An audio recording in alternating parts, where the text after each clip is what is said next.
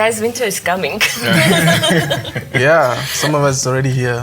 It's creeping in slowly, but you can start to feel it. Yeah, if you don't feel it, I see. But yeah, let's start the conversation. Okay, should we start? Yes. All right. Da, da, da, da. Dun, dun, dun, dun, dun, dun, dun, dun, dun. Okay. No, only the first one. Yes. Oh, sorry, guys. Only one. Only one. But yeah, put it back. I'm number one. Okay. Okay, Bret, you go. Can I go? Yes, you okay. go. Drum Cool. roll. What does the ideal world look like? Wow. The ideal world. Yeah. Can I go first? Yes. Okay, cool.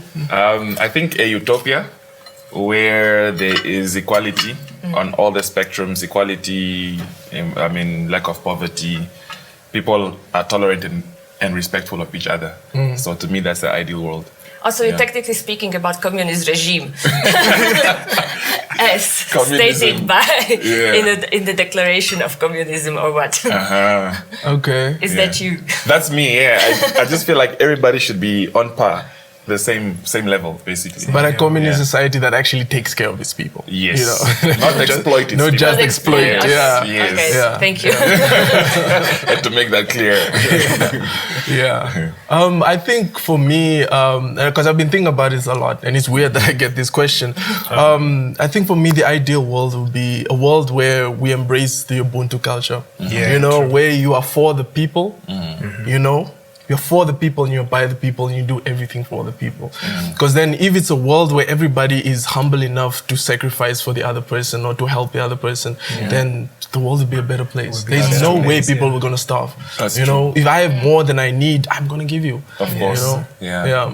Makes sense. Yeah, I actually almost say the same thing. I was also thinking about the same thing because for me, I also feel like if we are in, you know, a world whereby, you know, we have Ubuntu, then it's a good thing because we get to take care of each other, Exactly. you know, as like brothers and sisters. Exactly, Because exactly. I feel like this is something that is really missing out whereby people don't get to take care of one another and stuff. Yeah, so I think that would be my ideal world. It's Okay. actually quite weird for me because I didn't know it was Ubuntu before I came to live in Namibia. Oh. It's called Ubuntu, but that's actually also the ideal world for me, where everybody is equal and everybody is treated equally, and there are equal opportunities for everybody in a world that people who really have, they are able and willing to share.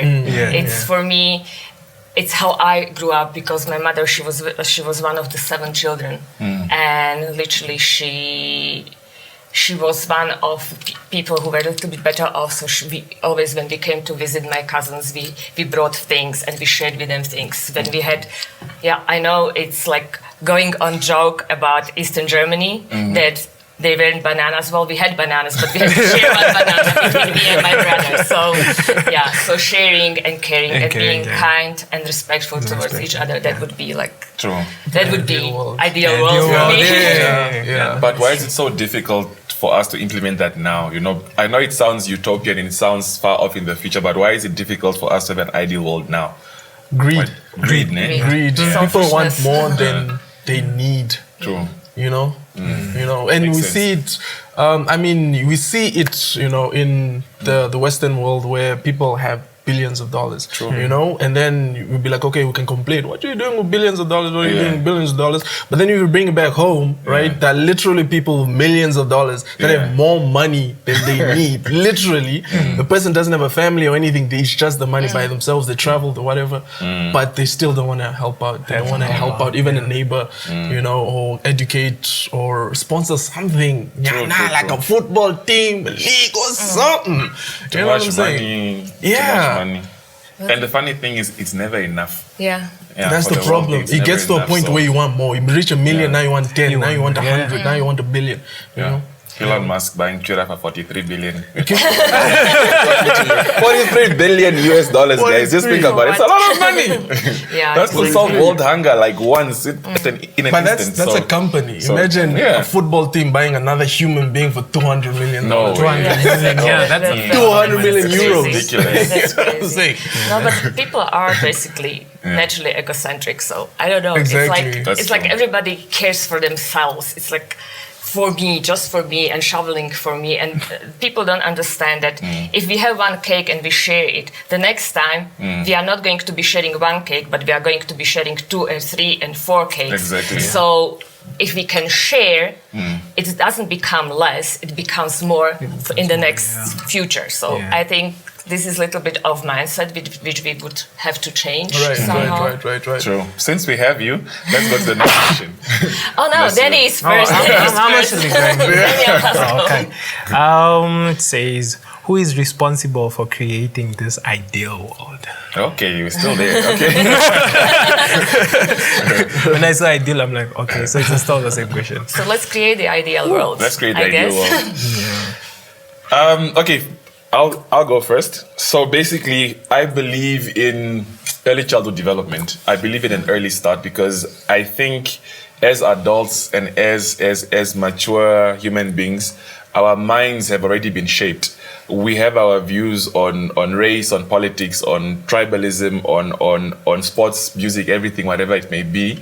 So I think we need to hit the reset button and start with the new generation, start with the kids, groom them, train them so that, because kids don't see all of this, kids are taught to hate, they are taught to love, they are taught about money and everything. So in my opinion, the people responsible for that will start with the kids. I know it's us, but it's going to be so much more harder to unlearn and uninstall certain values that we have. But if you have a child that can be molded or is being molded from a very, very young age, they develop into the ideal human being that you think would contribute towards the ideal world. So I think it starts with the kids. But I think also, I am not disagreeing with what you are saying. I think you are right. It starts from early, but actually the switch needs to happen in a generation of parents because who is going to teach kids if it's not you, if it's not me, if it's not us guys? Because also, since I'm coming from lecturing background,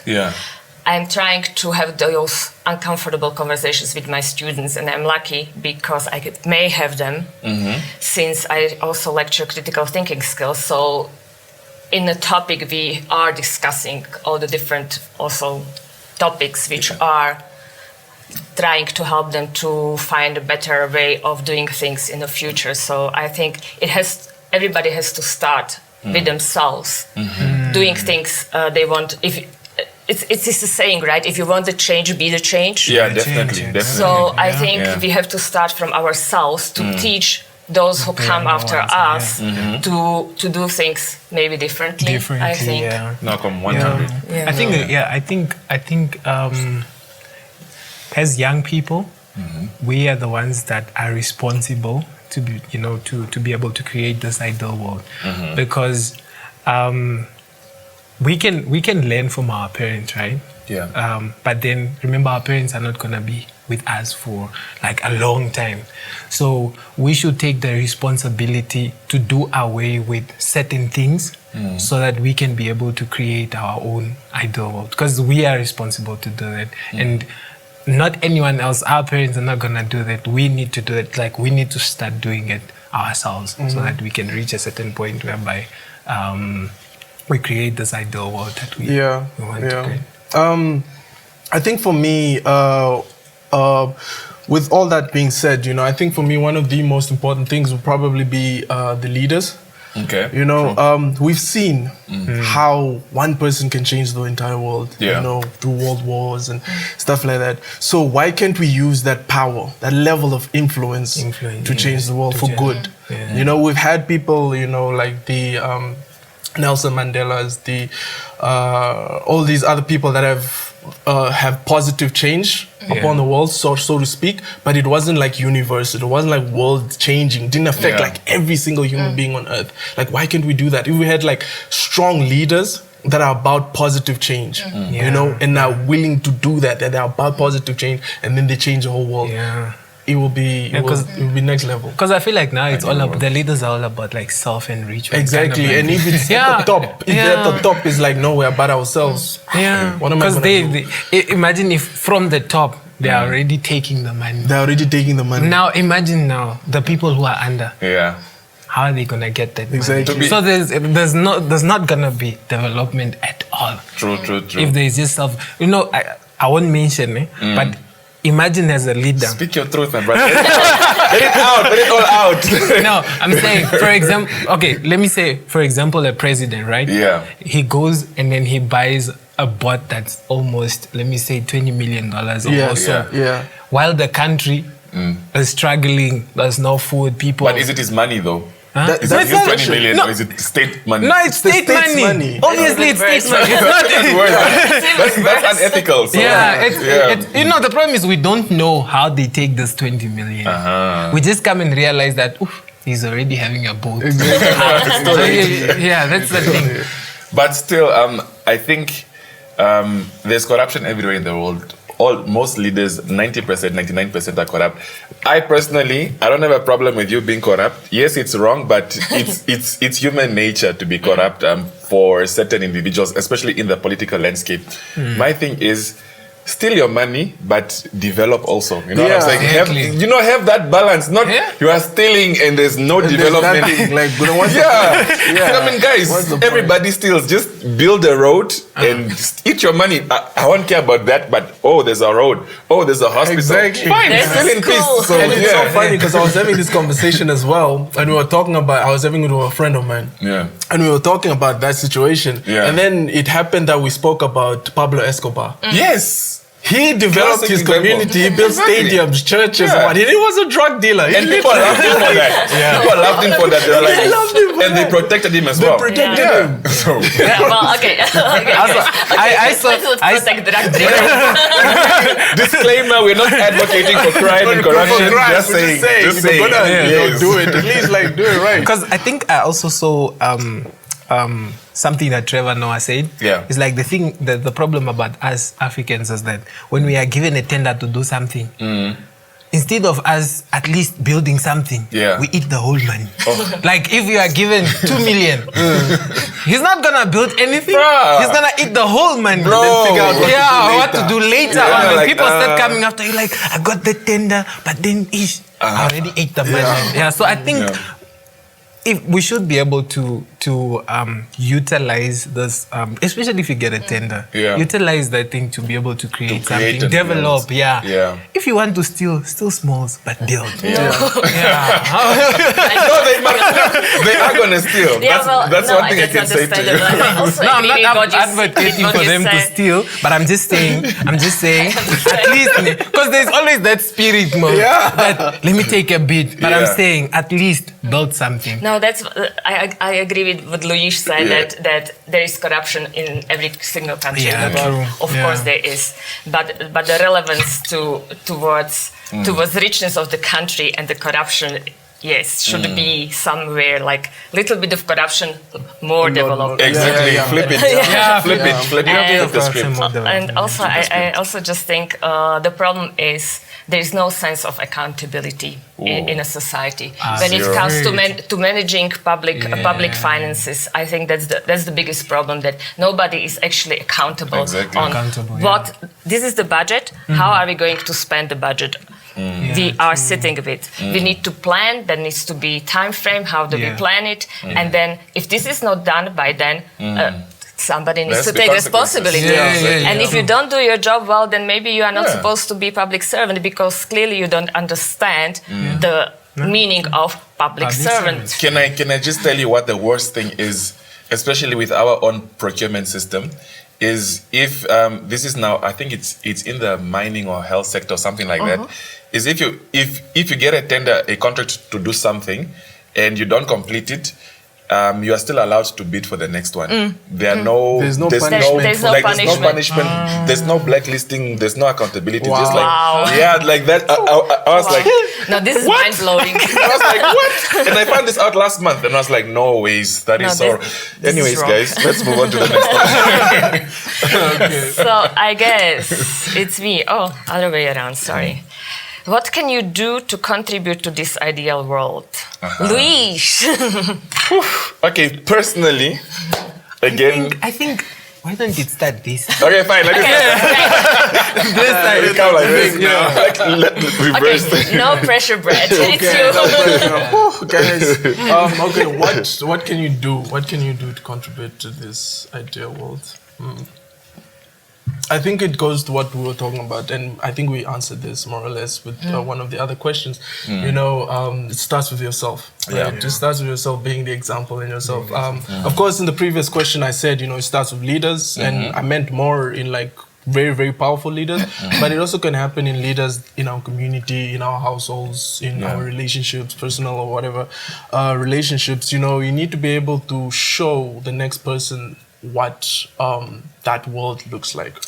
You need to be able to show them that I can share this with you and be happy about it, you know, and you can share that with me and be happy about it. And then you can share it with me and not feel like I need to give you something back. You know, have that mentality where you spread that type of energy, you spread that type of message or, message that you want, be that message, and then people will follow.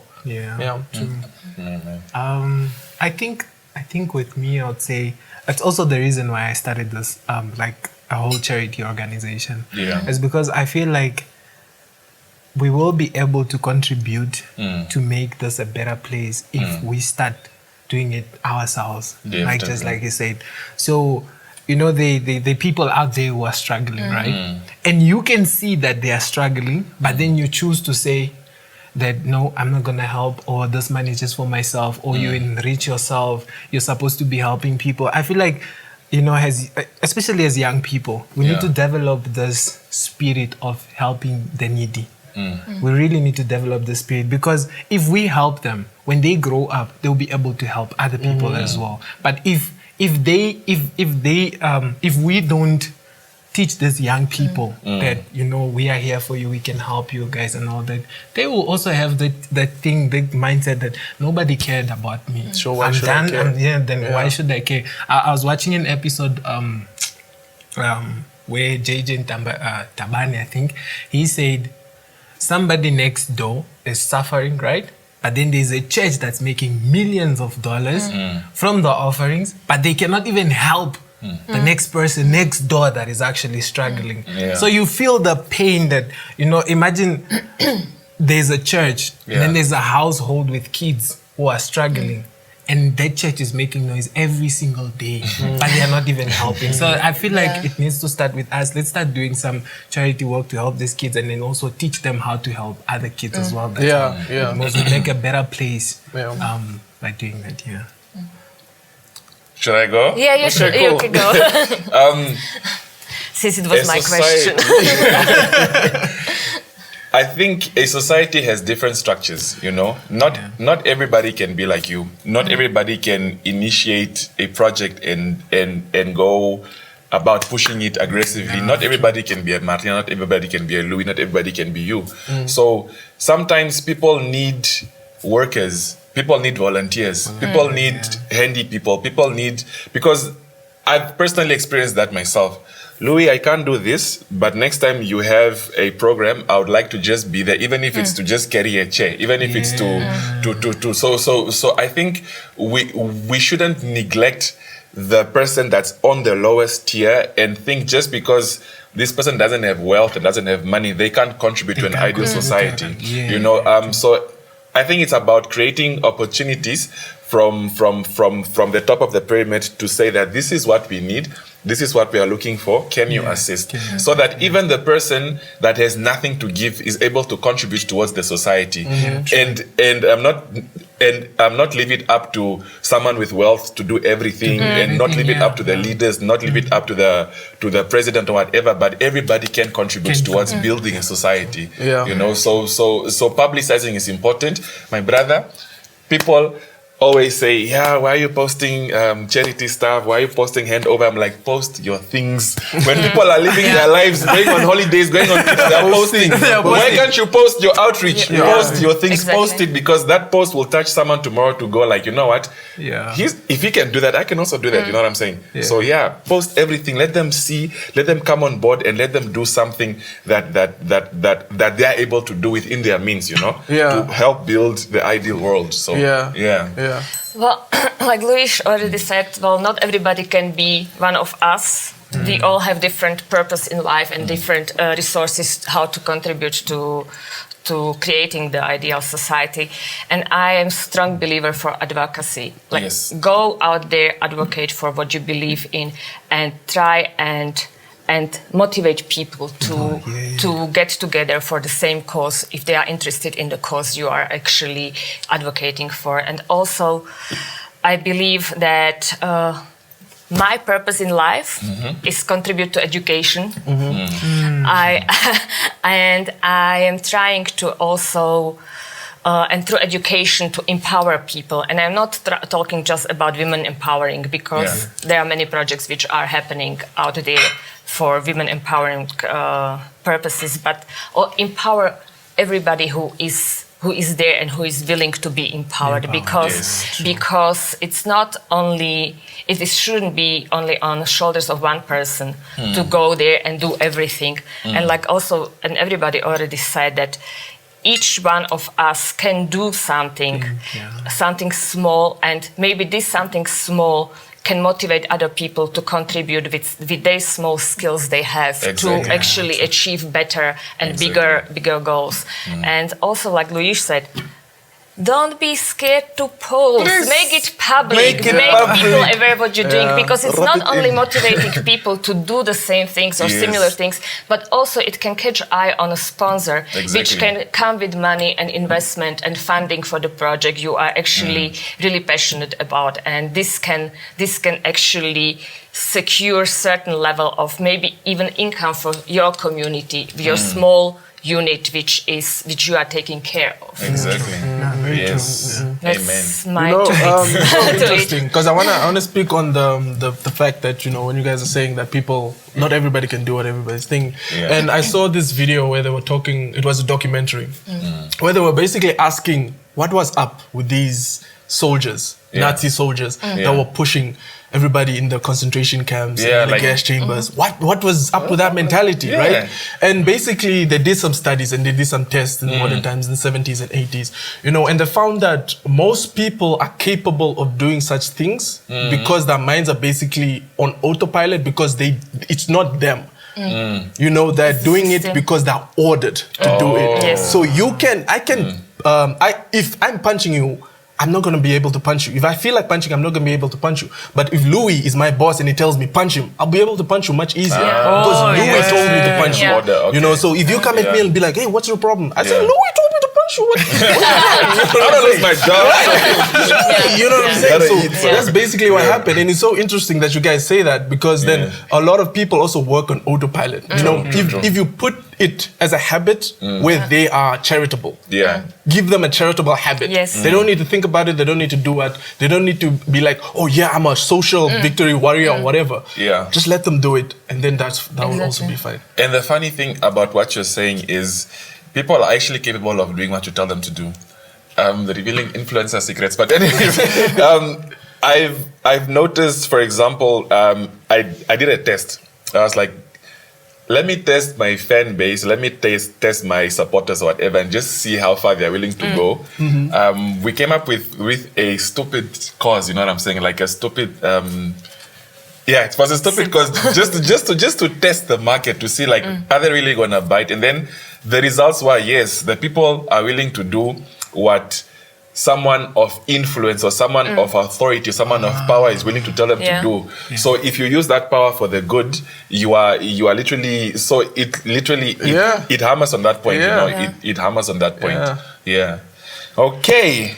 So we go to the last one. Gonna get a drum roll. Okay, this one, I'm not gonna read it. I will let you guys say what it is, and I'm gonna give you a hint. It's literally on top of your cards, like facing here. How about when do we start? How about now? Hashtag how about now? So what are you gonna do about creating that world now? Yes. Okay. What are you going to do about it now? I mean, let's not wait tomorrow. Let's not wait for the future. What are we doing now? What are we doing today? You know, like when we live here and as a society, as people and so forth. Let me think about it next week. Give me an answer next week. How do we do that now? That would be, that's... I think it begins with you, you know. It begins with each individual, like Martina had mentioned, and then it comes down to your level of influence that you have. It starts to spread on to others. It starts to catch on, and eventually you'll see that it's starting to trickle up to your highest level of society, your highest level of people that have authority. But it has to start with you, because you are also a person of influence, whether it's 1,000 people, 100 people, or just your immediate household, immediate colleagues at work, immediate people that you interact with socially. But it has to start with you individually, with us and so forth. Well, so what I'm going to do, I'm going to grab my handbag and go back to classroom and do the job as I do every day, and try to at least touch one student out of 100 in my group. Very true. I will stick to what I know. I'll use my platform. I'll use my social media. I'll use my influence to push and advocate. I will speak more out, especially having a conversation about what's happening out there, which some of the things I wasn't aware of. Just bring more light to that, you know. I mean, what's the point of having thousands of followers if you're not spreading message? I mean, it can't all be about, okay, how good do I look? Let's take a selfie, you know what I'm saying? Nice holidays. Nice holiday, you know, like vacay, chip out, chip in. It can't be all about that. It starts with us. So for me personally, is to do the Lord's work, you know, more good work and put it out there for people to see more of. Okay. Yes. For me, I think I need to first ask. Just let me ask so that I understand, and then I'll answer afterwards. Like, the two of you are involved in charity work. You know, you started the whole charity thing. What I'd like to know is this something that you've always wanted to do, or is it something that you were drawn to at some point? And if you're drawn to at some point, what was the catalyst that made you want to decide to do this? Should I go first? Or do you want to go first? I can go first. Okay, go first. For me, it's a passion. I love doing charity work.